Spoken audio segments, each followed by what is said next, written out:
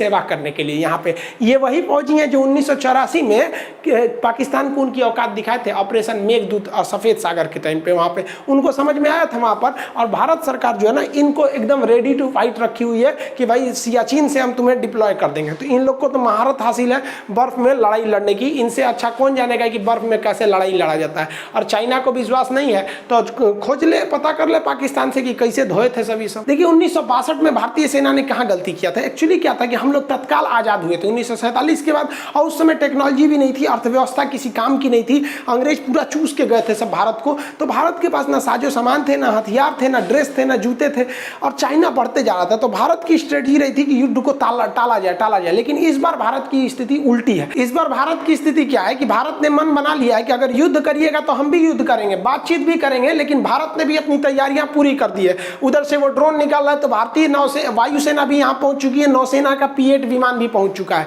और पीछे से आर्मी की पूरी साजो सामान है। भारत की स्थिति इतनी है कि 1 घंटा में हम वहाँ हजारों फौज उतार सकते हैं। हम जो अपना जो बैकअप के लिए चैनल था, उस चैनल पे हम जो वीडियो बनाए थे कि चाइना में जो बातचीत हुआ है, चाइना के रक्षा मंत्री और भारत के रक्षा मंत्री के, रूस का, उसका क्या नतीजा रहा, आप भी समझे कि उसका कोई नतीजा नहीं रहा है। देखिए वो चैनल जो है वो खान सर लाइव जो है वो बैकअप के लिए उस पर लगभग 1 लाख से ज़्यादा लोग जुड़ गए हैं, क्योंकि एक्चुअली क्या है हैकिंग वगैरह बहुत ज़्यादा हो रहा है, तो कम से कम एक बैकअप के लिए रहना चाहिए। देखिएगा उसका भी फर्जी है सब, जिस पे सब्सक्राइबर ना दिखाए या फिर कम दिखाए वो समझिएगा मेरा नहीं है। 2 ही चैनल है जिस पे ये बता रहे हैं आपको, खान जी रिसर्च सेंटर, और एक खान सर लाइव करके है वो वाला है, उस पर भी 1 लाख से ज़्यादा सब्सक्राइबर है सर। तो वहाँ पे हम बताए थे कि आपको कि ये बातचीत का नतीजा एकदम किसी काम का नहीं रह गया। तो भारत ने कहा कि ठीक है बातचीत तो करते रहेंगे, लेकिन पूरी तरह से तैयारियां भी हम करते रहेंगे। देखिए चाइना के बौखलाहट का सबसे बड़ा रीजन क्या है कि ये जो लद्दाख का एरिया है इसमें ना चाइना उल्टा फंस गया है। हुआ क्या एक्चुअली कि ये यहाँ से ये चाइना का ये फिंगर 5 है, चाइना जो है वो फिंगर 5 तक चला आया। हालांकि पहले वो था फिंगर 8 तक, उठ के चला आया फिंगर 5 तक, और भारत ये खड़ा है फिंगर 4 तक। भारत कह रहा है कि तुम वापस जाओ, चाइना कह रहा है हम जाएंगे ही नहीं। अब चाइना के साथ 2 समस्या है। यहाँ पर एक इसका सिरिजाप पोस्ट है, सिरिजाप कॉम्प्लेक्स जो पोस्ट है वो आर्मी का बहुत बड़ा कैंप है इसका, और इसके पीछे बहुत बड़ा एरिया है खुरनाक का, खुरनाक फोर्ट। तो ये एरिया और ये एरिया चाइना का मेन बैकअप है, और यहाँ पे तो कुछ ही फौजियों को उसने खड़ा किया है। मेन इसका सिरजाप और खुरनाक है, यहीं पर चाइना की मेन फौज पोस्ट खड़ी है। लेकिन भारत ने क्या किया, ये नॉर्दर्न एरिया में दिमाग लगाना छोड़ दिया। भारत ने कहा ठीक है चाइना तुम यहाँ से उठ के यहाँ आ गए हो, कोई बात नहीं, हम भी यहाँ पे खड़े ही हैं। भारत इस पैंगसो लेक के नीचे से अटैक कर गया और यहाँ 2 पहाड़ियों को कब्जा कर लिया। एक पहाड़ी का नाम है ब्लैक टॉप और उसके आगे वाली पहाड़ी है हेलमेट।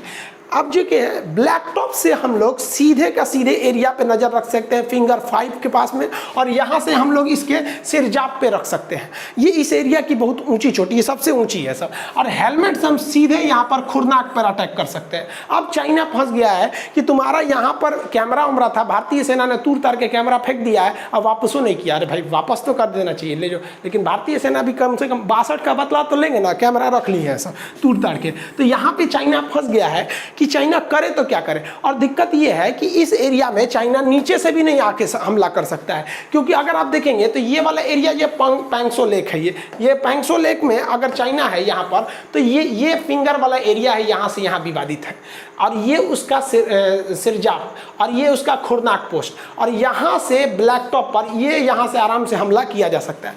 और नीचे वाले एरिया में भी आएगा ना तो और धोआ के जाएगा। अगर देखेंगे तो ये मागर हिल भी इंडिया के कब्जा में है, और यहाँ गुरनॉक भी है। तो ये सब एरिया अब नीचे से चाइना आता है तो नीचे से भी पिटाएगा, और ऑलरेडी हम लोग हाइट पर हैं, इसलिए चाइना परेशान हो गया है कि अब ठंडी के दिन भी हो जाएगा ना तो वो भारत जो है इस बार फ्रंट फुट पर है। चाइना का सबसे बड़ा सरदर्द जो है ना वो विकास बटालियन है। अब ये विकास बटालियन भारत ने वहाँ क्यों लगाया, ये एक्चुअली गृह मंत्रालय के अंदर में काम करता है, लेकिन ये आर्मी से मिलकर काम करता है, हमेशा इसे सीक्रेट रखा गया है।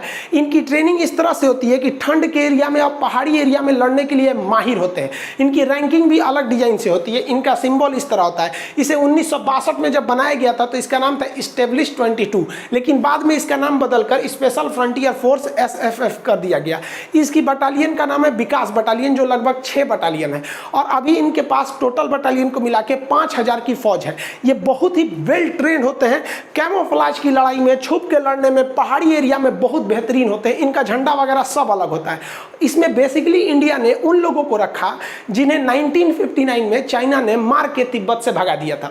उन लोग के अंदर तो दो गुस्सा इसी बात का है कि तुमने एक तो पूरा दलाई लामा के साथ बदतमीजी किया, दूसरा उनकी जमीन छीन लिया, तो इन लोग के अंदर एक अलग जोश भरा हुआ है। दूसरा ये पहाड़ी एरिया के, एक जेनेटिकली होता है पहाड़ी एरिया वाले लोग पहाड़ पे अच्छे से लड़ सकते हैं। अब जैसे हम लोग मैदानी क्षेत्र के हैं लोग, हम लोग को भेज दीजिएगा आप राजस्थान में लड़ने के लिए, तो जेन्युइन बात है कि जो राजस्थान का मूल निवासी है वो हम लोग से बेहतर लड़ेगा वहां पर।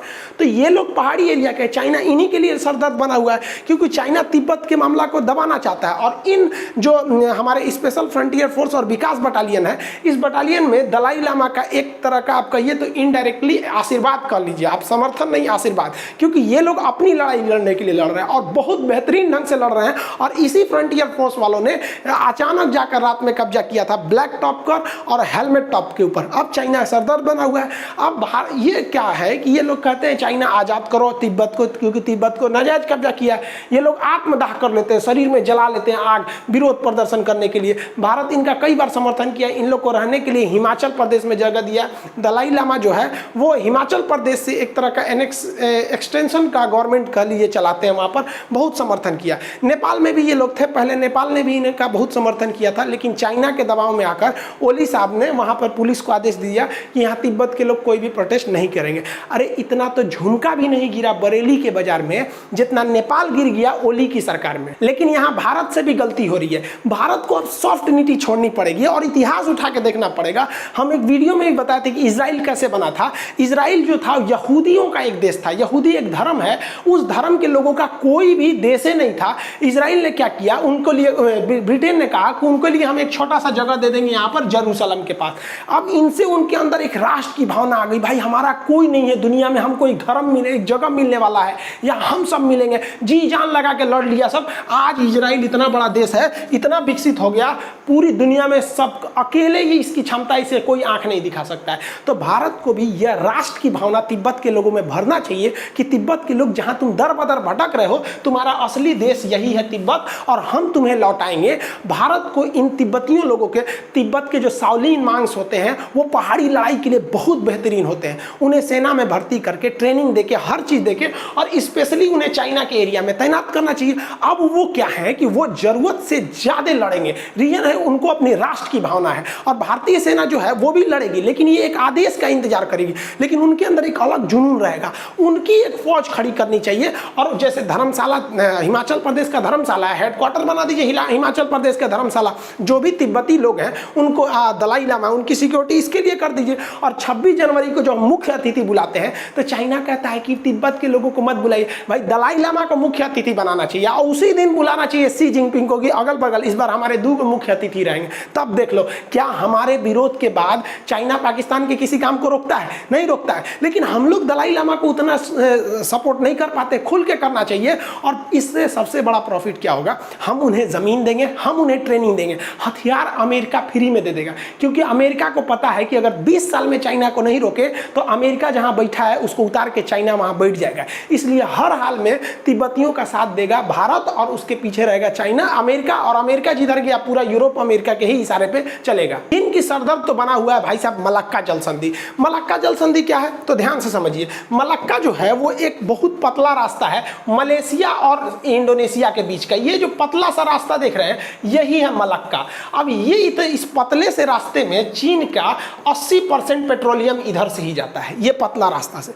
अब ये पतला ही इसलिए समस्या नहीं है, समस्या इसलिए है कि यहाँ पर अंडमान निकोबार भारत का है, और यहाँ पे थल सेना, वायुसेना, नौसेना तीनों रहती है। चाइना को पता है कि अगर हम गलवान के एरिया में नौटंकी करेंगे ना तो यहाँ से एको को हमारा जहाज नहीं जा पाएगा और पूरा का पूरा चौपट हो जाएगा। अब एक और समस्या क्या है, यहाँ से अगर चाइना जो है यहाँ से भाग नहीं सकता है। रीजन क्या है कि अगर इस मलक्का जल संधि के अंदर देखिएगा, ये यहाँ पर तो ये है सिंगापुर, और सिंगापुर की एयरफोर्स को ट्रेनिंग देती है भारत। अब सोचिए कितना अच्छा संबंध है, किसी की सेना को हम लोग ट्रेनिंग दे रहे हैं, और अमेरिका के फेवर में है सिंगापुर। इसलिए यहाँ से अगर चीन आता है तो पहली बात कि अगर इधर से चाइना घुसता है और अगर विचार बनाता है टुकुर टुकुर घुसने का कि भारत क्या कर रहा है, तो हुए थूर देगा सिंगापुर सिंगापुर अमेरिका के हिसाब से, और अगर इधर से निकल गया हेपू की झांकेगा तो यहाँ पे बैठे ऐसा हमारे यमराज बन के तीनों सेना होकर थूर देंगे सब। अब चाइना परेशान है कि उससे 80% पेट्रोलियम कहा जाएगा। तो सबसे पहला समस्या इंडिया और श्रीलंका। इसके बाद समस्या देखिए, अगर चाइना यहाँ से न जाके सुंडा जल संधि होके जाएगा या फिर टॉरस होके जाएगा इस साइड से, तो यहाँ समस्या देखिए, ये है ऑस्ट्रेलिया, यहाँ पर ऑस्ट्रेलिया उसके लिए एक अलग समस्या। और भारत और ऑस्ट्रेलिया के बीच एक समझौता हो चुका है, हम एक क्लास में हम आपको समझाए भी थे, उसका वीडियो भी है कि भारत ऑस्ट्रेलिया के बीच लॉजिस्टिक समझौता है। इस समझौते के तहत ऑस्ट्रेलिया ने अपना एक द्वीप जो है भारत को दिया रखा है, यहाँ पर है, वो उसके द्वीप का नाम है कोकोस। देखिए कोको नहीं कर रहे, कोको तो म्यांमार के पास है, यहाँ पर है कोकोस द्वीप है। अब ये कोकोस द्वीप जो है वो भारत इसका यूज कर सकता है। अब एक बात बताइए, अगर मलक्का से निकलोगे तो अंडमान में कुछ आओगे, और सुंडा से निकलोगे तो ये कोकोस में कुछ आओगे, और इधर से जाओगे तो ऑस्ट्रेलिया पहुंचेगा तुमको। इसका मतलब चाइना को लग गया है कि भाई साहब हमारा पेट्रोलियम जो है ना वो अधर में फंस गया है, और पेट्रोलियम रुका तो पूरा देश रुक जाएगा, क्योंकि हर जगह इसकी ज़रूरत है। अब इसके लिए चाइना दिमाग लगाया, उसने सोचा कि हम ये मलक्का पार करने की ज़रूरत ही नहीं है, हम एक काम करते हैं, मलक्का पतला एरिया ही यहाँ घेरा सकते हैं। इसलिए ये थाईलैंड से विचार किया कि भाई थाईलैंड देखो तुम्हारा ये वाला एरिया बड़ी पतला, हम यहाँ काट के नहर बना देते हैं, क्योंकि यहाँ से उसको भागना थोड़ा सिंपल रहेगा, इसमें कोचा जाएगा।